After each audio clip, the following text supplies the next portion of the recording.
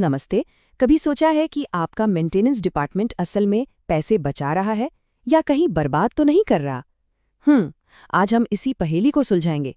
ये समझेंगे कि मेंटेनेंस की कामयाबी को असल में नापते कैसे हैं। तो चलिए सीधे मुद्दे पे आते हैं। तो सबसे बड़ा सवाल यही उठता है ना, कि कोई भी ऑर्गेनाइजेशन ये कैसे जाने कि उनकी मेंटेनेंस टीम जो काम कर रही है वो वाकई में असरदार है भी या नहीं। बस इसी मुश्किल का हल है KPIs, यानी की परफॉर्मेंस इंडिकेटर्स। यही हमें रास्ता दिखाते हैं।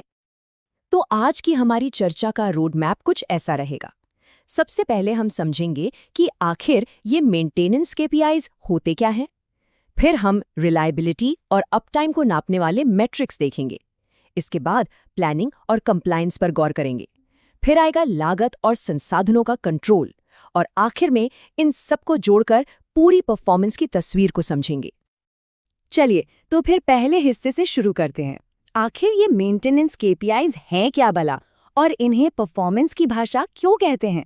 आइए जानते हैं। देखिए, इसको ना एकदम आसान भाषा में समझिए। KPIs आपके मेंटेनेंस ऑपरेशंस के लिए एक स्कोर कार्ड की तरह है। ये जितने भी उलझे हुए काम होते हैं ना, उनको एकदम सीधे साधे नापने लायक नंबर्स में बदल देते हैं। बिल्कुल एक रिपोर्ट कार्ड जैसा, जो साफ साफ बताता है कि कहाँ सब बढ़िया चल रहा है और कहाँ थोड़ी और मेहनत की जरूरत है।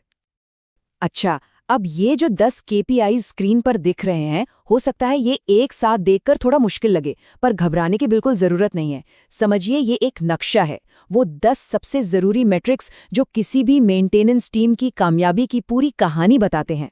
और आज हम इन्हीं को एक एक करके बहुत ही आसान तरीके से समझने वाले हैं। तो चलिए KPIs के पहले ग्रुप पर चलते हैं। ये वो मैट्रिक्स हैं जो सीधे सीधे आपके इक्विपमेंट की परफॉर्मेंस और अवेलेबिलिटी से जुड़े हैं। मतलब असल सवाल ये है, आपकी मशीनें कितनी भरोसेमंद हैं, कितना अच्छा परफॉर्म कर रही हैं।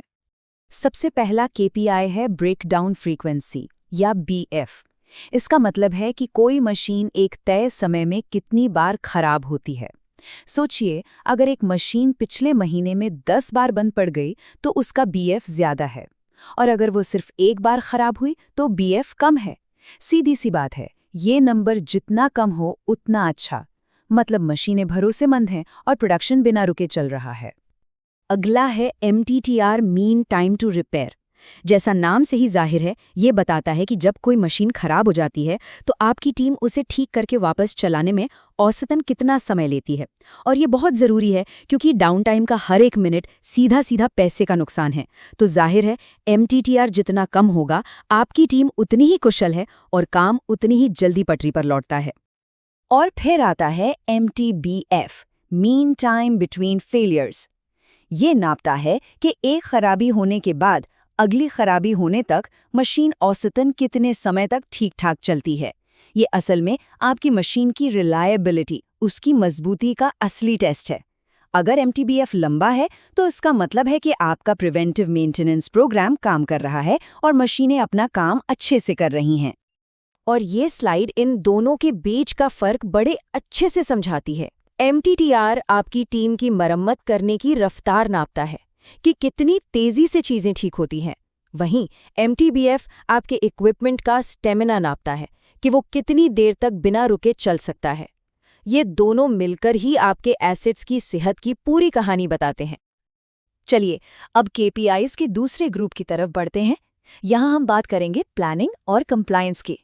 मतलब अब हम रिएक्टिव से प्रोएक्टिव मोड में जा रहे हैं। ये देखेंगे कि आप अपनी योजनाओं पर कितना अमल कर रहे हैं। ये है PMC, यानी प्रिवेंटिव मेंटेनेंस कंप्लायंस। ये सीधी सीधी बात बताता है कि जो प्रिवेंटिव काम आपने शेड्यूल किए थे, उनमें से कितने असल में टाइम पर पूरे हुए।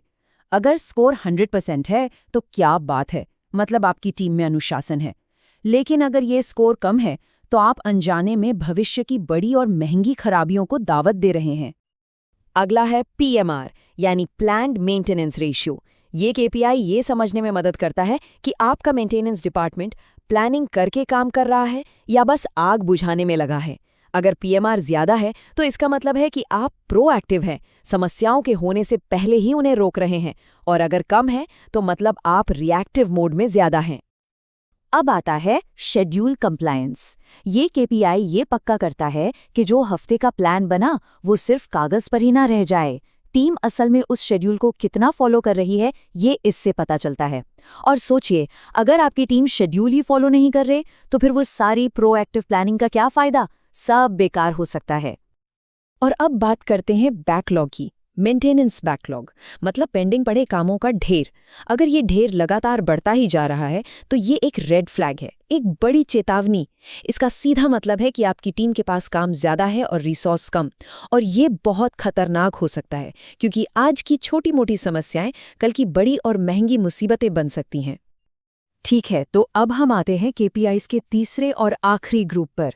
यहाँ हमारा पूरा ध्यान होगा पैसों पर, यानी लागत और संसाधनों के कंट्रोल पर। आखिर पैसा कहाँ जा रहा है और कितना असरदार तरीके से खर्च हो रहा है। ये metric maintenance cost per unit business के लिहाज से बहुत ज़रूरी है। ये सीधे सीधे बताता है कि आपके हर एक प्रोडक्ट को बनाने में मेंटेनेंस का कितना खर्चा आ रहा है। इससे आप मेंटेनेंस के असर को सीधे अपनी लागत से जोड़कर देख सकते हैं। ये जानना बहुत ज़रूरी है। अब बात करते हैं करेक्टिव मेंटेनेंस यानी सीआर की।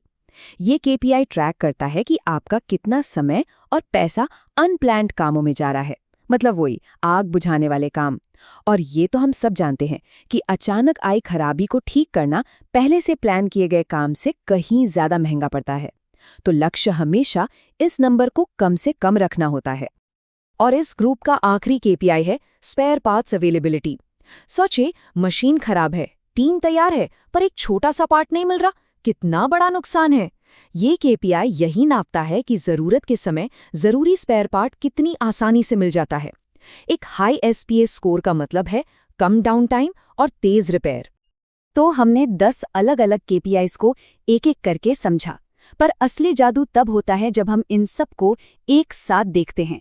तो चलिए अब इन सभी टुकड़ों को जोड़कर पूरी तस्वीर को समझते हैं। तो सबसे ज़रूरी बात जो हमें याद रखनी है वो क्या है? पहली बात, कोई भी एक मैट्रिक अकेला पूरी कहानी नहीं बता सकता। असली पावर तब समझ आती है जब आप इन सबको एक साथ एक डैशबोर्ड की तरह देखते हैं। समय के साथ इन ट्रेंड्स को ट्रैक करना ज़रूरी है। ये सारे केपीआईज मिलकर आपके मेंटेनेंस डिपार्टमेंट की सेहत का एक पूरा हाल बताते हैं, और इनका इस्तेमाल सिर्फ रिपोर्ट बनाने के लिए नहीं, बल्कि सही और असरदार फैसले लेने के लिए करना चाहिए। और आखिर में मैं एक सवाल के साथ इस चर्चा को समाप्त करना चाहूंगा। ये जो 10 मैट्रिक्स हमने देखे, इनमें से वो कौन सा एक है जिससे अगर शुरुआत की जाए तो आपके ऑपरेशन में सबसे बड़ा और सबसे पॉजिटिव बदलाव आ सकता है? इस पर सोचिएगा ज़रूर।